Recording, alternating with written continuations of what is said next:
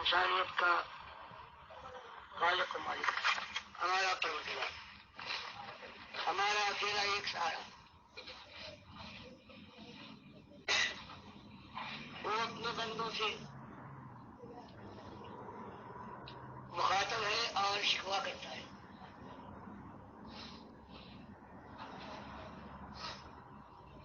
کہ میرے بندو، تم کو زندگی دی، ہوش و حواس عطا فرمایا، زندگی کی حقیقت تم پر واضح فرمائی، عقل دی کہ خود سوچو، آنکھیں دی کہ بچا گوشی سنوا عطا فرمائے کہ کسی سمجھانے والی کی بات کو غور سے سن کر پھر اس سے نتیجہ اخذ کرنے کے بعد ایک نتیجے تک پہنچو۔ اس کے بعد بھی تمہارا عالم یہ ہے کہ ہمیشہ کی زندگی کو تم نے کمتر سمجھا ہے، اور یہ دنیا کی صبح شام کی چہل پہل ہے، اس کو تم نے ترجیح دی، اس کے متعلق تمہارا خود مشاہدہ اور تجربہ ہے کہ یہ دنیا کسی کا ساتھ نہیں دیتی، بڑی بے وفا ہے۔ ایک جوان لانا ہے کہ چلتے چلتے گرتا ہے اور پھر نہیں اٹھتا، ایک تخت کا مالک ہے کہ دنیا رش کرتی ہے، اس کو کامیاب اور جیت جانے والا گردانتی ہے، لیکن خبر لگتی ہے کل کا تاج زر پہننے والا آج بے بس ہو گیا ہے، آج دوسروں کے کاندھے اور سہارے کا موقع ہے۔ تمہاری یہ سب کچھ ہونے کے باوجود تمہاری اکثریت کا حال یہ ہے کہ تم اسی دنیا کو ترجیح دیتے ہو اور اپنے مالک کی بات، اپنے محسن کا کلام سننے کے بعد بھی تمہارے خیال میں تمہاری کوششوں میں تمہاری منزل کے مقرر کرنے میں ناکامی ہوتی، اسی دنیا کے ہو رہتے ہو۔ حالانکہ آخرت کی زندگی ہے، اگر تم اللہ کے بتائے راستے پر چلتے، اگر دل کی بات ماننے کے بجائے اپنے آقا کی بات مانتے، تو اس کے بعد جو ہمیشہ کی زندگی آنے والی تھی اس میں خوش ہو جاتے، خوشی کی بناتے دیکھتے اور تمہاری کامیابی کے ڈر کے پیچھے جاتے۔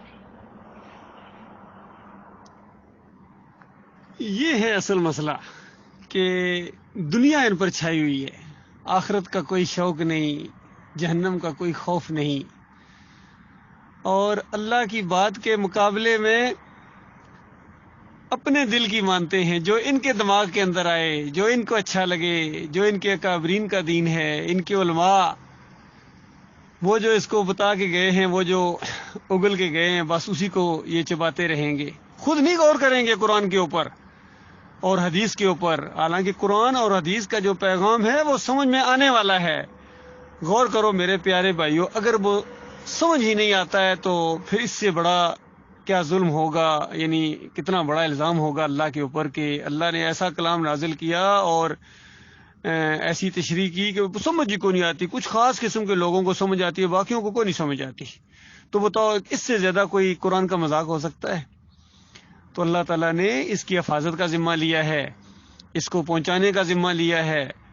ہماری اپنی زبانوں کے اندر اس کی تشریح، اس کے معنی، اس کے ترجمے پھر بیان کرنے والے، کھول کھول کے بیان کرنے والے آ گئے ہیں۔ تو اس کے بعد اپنی مرضی کی بات ہے بھائی، اپنی اپنی پسند کی بات ہے، جس کو جو بات اچھی لگتی ہے ظاہری بات ہے وہ اسی کو مانتا ہے، اور ہر ایک کو وہی علماء اچھے لگتے ہیں جو جس طرح اس کا اپنا عقیدہ ہوتا ہے، تبھی تو اس کو وہ اچھے لگیں۔ اور اگر وہ ظاہر کا دیکھنے والا ہے، اکثریت کا دیکھنے والا ہے، تو پھر تو اس کا دماغ ہی کوئی نہیں، ظاہری وہ جدو سارے جا رہے ہیں۔ تو یہ تو بالکل وہی بات ہوگی جو جس طرح امام بخاری لائے ہیں کہ جب یہ سوال پوچھا جائے گا، ہاں بھائی محمد صلی اللہ علیہ وسلم کے بارے میں تمہارا کیا عقیدہ تھا، کیا کہتا تھا، اس دعوت کے بارے میں کیا کہتا تھا، تو باں باں کرے گا، وہ کہے گا جو لوگ کہتے تھے میں بھی وہی کہتا تھا، جو لوگ کہتے تھے میں بھی وہی کہتا تھا۔ بتایا جائے گا نہ تو نے اپنا دماغ استعمال کیا، اپنی عقل استعمال کی، اور نہ کسی کی سنی۔ سورہ الملک کے اندر بھی اسی طرح کا معاملہ ہے کہ کہ جہنمی کہیں گے کہ کاش ہم نے اپنی عقل کو استعمال کیا ہوتا، کاش ہم نے کسی کی بات سنی ہوتی۔ آج کہتے ہیں مت سنو ان کے گروپ میں سے نکل جاؤ، اور ان کی مسجد توحید میں نہ جانا، ان کی بات نہ سننا۔ اور ایک وہ دور تھا، یقین کیجئے کتنی مائیں ہیں وہ اپنے بچوں کو کہا کرتی تھی کہ وہاں جا کے ارشد کے پاس بیٹھا کرو تاکہ تمہیں کوئی عقل آئے۔ اور جب میں نے توحید کی بات وہاں شروع کی ہے، پھیلائی ہے، شرک کا رد کیا ہے،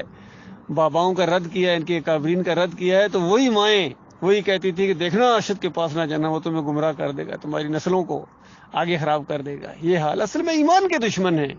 ایمان کے دشمن ہیں، یقین کیجیے اللہ کے دشمن ہیں۔ ہمارے ساتھ ان کی کیا دشمنی، ہمیں تو یہ سلوٹ کرتے تھے اور گلے میں ہار ڈالتے تھے، اور دوست بنانا اور بھائی چارہ ڈالنا یہ اپنا فخر محسوس کرتے تھے۔ جس طرح شادی کے موقع کے اوپر بھائی چارہ ہوتا ہے، وہ ایک صاحب تھے، انہوں نے مجھے جانا کہ میں اس وقت پاکستان ملٹری اکیڈمی میں تھا، تو انہوں نے بھائی چارہ ڈالا، کہتے ہیں جی پورے گاؤں کے اوپر نظر ڈالی، کوئی بندہ ایسا لائق نہیں کہ جس کو میں بھائی چارہ ڈالوں، اس لیے آپ کی طرف ہماری، اس کے والدین نے آ کے کہا کہ ارشد کی طرف ہمارا دھیان گیا ہے۔ تو یہ حال ہے اس وقت، لیکن جب ایمان عقیدے کی بات کی جاتی ہے، ہر جگہ یہی ہوگا، صرف میرے ساتھ نہیں، ہر جگہ ہمارے سارے جتنے ساتھی ہیں ان کے ساتھ یہ اس بات کی سنت ہے، ایمان عقیدے کی بات جہاں چھیڑو گے ریئیکشن ہوگا۔ جن کے دلوں میں اللہ کا وقار نہیں ہے وہ اس کی مخالفت کریں گے، اور اس کا ساتھ دیں گے وہی جن کے دلوں میں اللہ کا وقار ہے، اللہ کی عزت ہے۔ اللہ تعالیٰ ایسے لوگوں کے دلوں میں ہماری محبت پیدا کرے اور ہمارے دلوں میں ان کی محبت پیدا کرے، اور مالک ایسے اعمال کی توفیق عطا فرمائے جو اللہ کی محبت کا ذریعہ بن جائے، اور اسی راستے پر جم جانے کے اللہ تعالیٰ توفیق عطا فرمائے۔ اسی لیے جئیں ایمان عقیدے کے لیے، توحید کے لیے، اور اسی کے لیے مریں۔ جس طرح جینے کا لطف آ رہا ہے الحمدللہ، روحانی لطف آ رہا ہے، اللہ جانتا ہے، اور مرنے کا لطف اس سے زیادہ آئے گا انشاءاللہ۔